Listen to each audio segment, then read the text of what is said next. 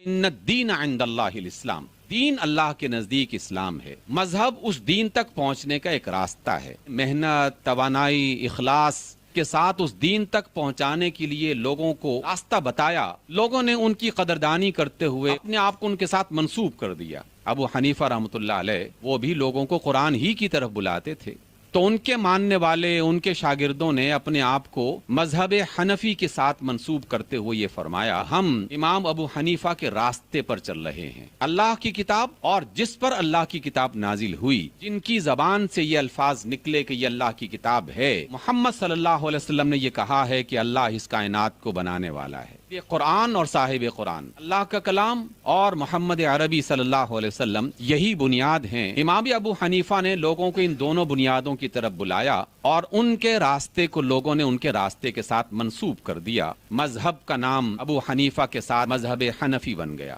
امام اعظم ابو حنیفہ رحمۃ اللہ علیہ کی اور امام جعفر الصادق ایک ہی زمانے میں پیدا ہوئے۔ انہوں نے بھی اللہ کی طرف لوگوں کو بلایا، اللہ کے رسول کی طرف بلایا، اور اس کی بنیاد پر مذہب جعفری دنیا میں متعارف ہوا۔ مالک ابن انس نے قرآن کو اور آپ صلی اللہ علیہ وسلم کی باتوں کو جن افراد تک پہنچایا، ان افراد نے کہنا شروع کر دیا کہ ہم مذہب مالکی پر چلتے ہوئے قرآن کی منزل تک اور رسول کی منزل تک پہنچنے والے ہیں۔ امام شافعی جو ہیں، ان کی والدہ نے کہا کہ امام مالک ابھی حیات ہیں، اب جائیں اور ان سے قرآن اور صاحب قرآن کی تعلیم حاصل کریں۔ انہوں نے جناب مالک سے قرآن سیکھا، نبی صلی اللہ علیہ وسلم کی تعلیمات سیکھی، اور پھر اپنے شاگردوں کو پڑھانا شروع کر دیا۔ ان کے شاگردوں نے اپنے آپ کو ان کے ساتھ منسوب کر دیا اور وہ اپنے آپ کو شافعی کہلانے لگے۔